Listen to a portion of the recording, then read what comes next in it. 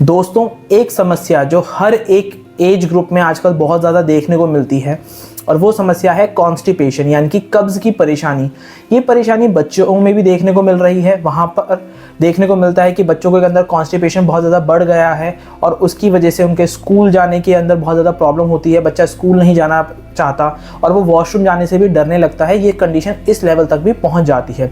इसके साथ साथ ये कंडीशन बड़े लोगों में भी देखने को मिलती है, अडल्ट्स के अंदर भी देखने को मिलती है कि वहाँ पे कॉन्स्टिपेशन रहता है, जिसकी वजह से उनको इरिटेशन रहती है, एंगर इश्यूज रहते हैं। उसके साथ साथ बॉडी के अंदर इमोशनल चेंजेस भी देखने को मिलते हैं। और ओल्ड एज के अंदर जैसे जैसे उम्र बढ़ती है, मसल्स जो हैं वो वीक होने लगती हैं। वहाँ पे पेरिस्टाल्टिक मूवमेंट आपका अच्छे से नहीं हो पाता, आपका बोवल मूवमेंट अच्छे से नहीं हो पाता, जिसकी वजह से पेट अच्छे से साफ नहीं हो पाता।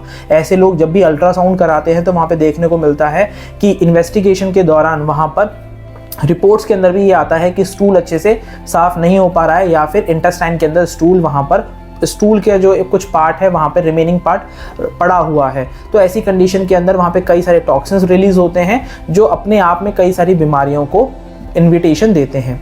आज के इस वीडियो में हम बात करेंगे कि आखिरकार ये कॉन्स्टिपेशन है क्या और कुछ ऐसे फ्रूट्स के बारे में बात करेंगे जिनको आप अपनी लाइफ में अपनाकर, अपनी डाइट में अपनाकर कॉन्स्टिपेशन की प्रॉब्लम से पूरी तरीके से निजात पा सकते हैं। कॉन्स्टिपेशन एक ऐसी कंडीशन है जहां पर आप जो भी खाना खा रहे हैं वो अच्छे से पचता है तो है और कुछ कंडीशन में नहीं भी पचता है।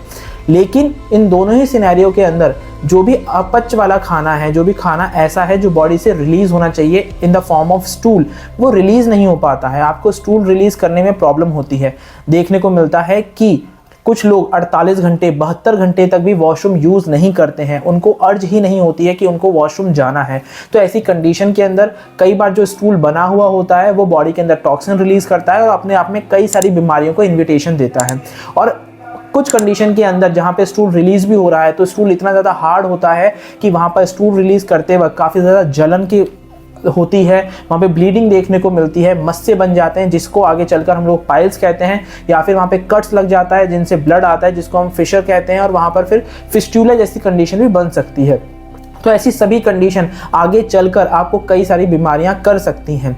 अगर आपका डाइजेशन ठीक है तो मेरा मानना है कि आप अपनी लाइफ के अंदर 70 से 80% बीमारियों से दूर रहेंगे, क्योंकि अगर डाइजेशन ही ठीक नहीं है तो आपकी बॉडी के अंदर कई सारे मेटाबॉलिक चेंजेस होते हैं, कई सारे टॉक्सिन रिलीज होते हैं, जिसकी वजह से अपने आप आपके शरीर में कई सारी बीमारियां बनने लगती हैं। अगर आप डाइजेशन को इम्प्रूव करके रखें, अपने पेट को साफ रखें, अगर आपको कॉन्स्टिपेशन की परेशानी ना हो तो आप कई सारी बीमारियों से अपने आप ही बच जाएंगे।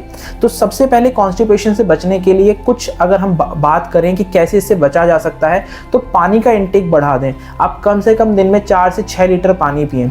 आजकल की लाइफ में जहाँ लाइफ बहुत ज़्यादा बिजी है, बहुत ज़्यादा भागदौड़ है, वहाँ पर हमारी बॉडी को ये रियलाइज़ ही नहीं हो पाता कि हमें पानी भी पीना है। सबकॉन्शियसली हमने अपनी बॉडी का ऐसे प्रोग्राम कर लिया है कि अगर हम पूरे दिन भर भी पानी नहीं पीते हैं तो भी हमें ये रियलाइजेशन ही नहीं हो पाता है कि हमें पानी पीना है। तो आप पानी की मात्रा को अपनी लाइफ में बढ़ाएं। उसके साथ साथ डाइट का भी ध्यान रखें। तला भुना खाना, बाहर का खाना, प्रोसेस मीट, रेड मीट से बचें। अगर आप नॉन वेजिटेरियन इनटेक करते हैं तो मैं आपसे रिक्वेस्ट करना चाहूँगा कि नॉन वेज को तो कम्प्लीटली बंद ही कर दें, क्योंकि जितना नुकसान आपकी बॉडी को नॉन वेज फूड पहुँचाता है इतना नुकसान शायद से कोई और चीज़ पहुँचाती हो। क्योंकि रेड मीट को जब आप हाई टेम्परेचर पे पकाते हैं या प्रोसेस मीट को जब आप पकाते हैं तो वहाँ पे कुछ ऐसे केमिकल रिलीज होते हैं, कुछ ऐसे टॉक्सिन्स रिलीज होते हैं जो आपकी बॉडी के अंदर काफ़ी ज़्यादा हार्म पहुँचाते हैं।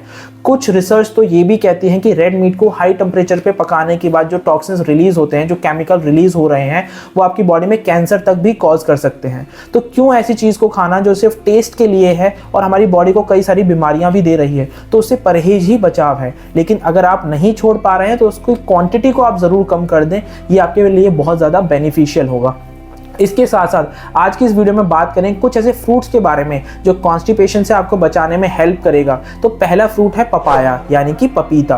पपीता के अंदर पपाइन करके एक कंपाउंड प्रेजेंट होता है, इसके अंदर काफ़ी अच्छी मात्रा में फाइबर प्रेजेंट होता है। इसके अंदर उसके अलावा काफ़ी सारे माइक्रो न्यूट्रिएंट प्रेजेंट होते हैं। ये आपके बॉवल मूवमेंट को इम्प्रूव करने में, आपके डाइजेशन को इम्प्रूव करने में, गट हेल्थ को बढ़ाने में, इनडाइजेशन की प्रॉब्लम से निजात दिलाने में और कॉन्स्टिपेशन के अंदर काफ़ी अच्छा रिजल्ट आपको देता है। इसके साथ साथ बात करें तो एप्पल वो दूसरा फ्रूट है जो कॉन्स्टिपेशन की प्रॉब्लम में आपको बहुत ज़्यादा मदद करेगा। आपने सुना ही होगा, Apple a day keeps a doctor away, यानी कि एक एप्पल लेने से ही आप डॉक्टर को दूर कर सकते हैं। इसके अंदर काफ़ी सारी मात्रा के अंदर माइक्रोन्यूट्रिएंट्स प्रेजेंट होते हैं। उसके साथ साथ इसके अंदर का जो फाइबर कंटेंट है वो बाउल मूवमेंट को बहुत अच्छा कर देता है, पेरिस्टाल्टिक मूवमेंट को बढ़ा देता है, जिससे खाना अच्छे से पच पाता है और आपको कॉन्स्टिपेशन की परेशानी नहीं होती।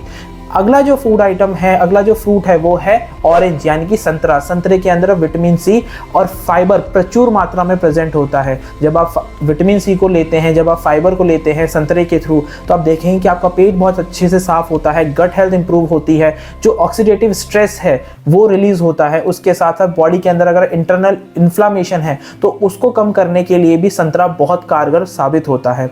अगली बात करें तो वो है आंवला। आंवला के अंदर भी फाइबर और विटामिन सी बहुत प्रचुर मात्रा में होता है। ये भी आपकी बॉडी के अंदर कॉन्स्टिपेशन को कम करने में, गट हेल्थ को इंप्रूव करने में, इसके साथ साथ डाइजेशन को बढ़ाने में, मेटाबॉलिक रेट को बढ़ाने में और आपकी इम्यूनिटी को बढ़ाने में काफ़ी ज़्यादा हेल्पफुल होता है। इसके अलावा जो हमारा अगला फ्रूट है वो है नाशपाती, यानी कि पियर। पियर के अंदर सॉर्बिटॉल नाम का कंपाउंड प्रेजेंट होता है।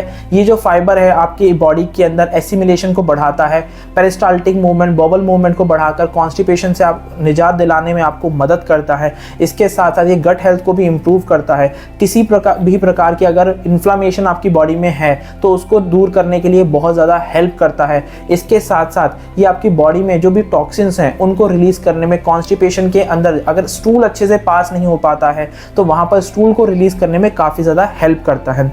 अगला जो हमारा फ्रूट है वो है ग्रेप्स। ग्रेप्स के अंदर भी कई सारे फाइबर, मिनरल्स, विटामिन प्रेजेंट होते हैं। ये ना सिर्फ कॉन्स्टिपेशन की प्रॉब्लम के अंदर हेल्प करता है बल्कि कुछ रिसर्चेज में तो ये भी पाया गया है कि कोलन कैंसर तक को भी ये ट्रीट करने में हेल्पफुल होता है।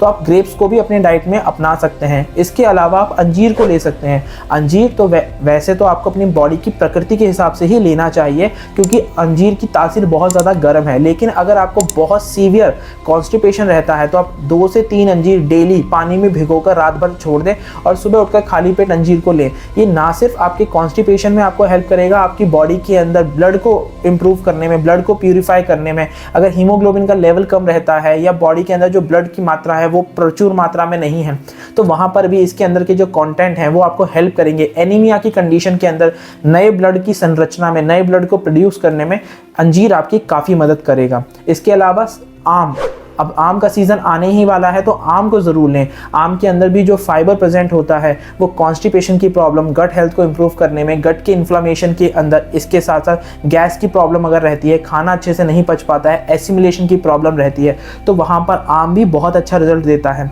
कई सारी रिसर्च तो ये भी बताती हैं कि जैसे ग्रेप्स कोलन कैंसर के अंदर काफ़ी कारगर है, वैसे आम भी कोलन कैंसर के अंदर काफ़ी ज़्यादा हेल्पफुल है। ये आपकी गट को हेल्दी रखने के अंदर, आपके पेरिस्टाल्टिक मूवमेंट को इंक्रीज़ करने में, आपके बॉवल मूवमेंट को इंक्रीज़ करने में काफ़ी ज़्यादा हेल्पफुल होता है। और ये काफ़ी सारे माइक्रोन्यूट्रिएंट, मिनरल इसके अंदर प्रेजेंट होते हैं तो आप इसको लेंगे तो आपकी बॉडी को ये हील भी करेगा, इंटरनली रिजुवनेट भी करेगा और इम्यूनिटी को भी बूस्ट करेगा। तो आप आम को भी अपनी डाइट में अपना सकते हैं।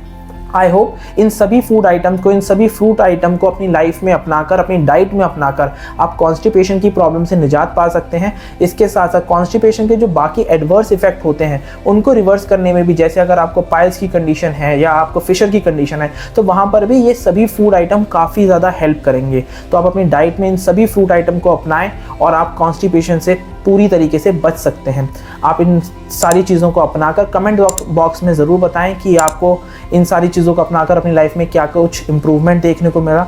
हम लोग मिलते हैं इसी प्रकार की एक और नई वीडियो में। Till then, be happy, be healthy.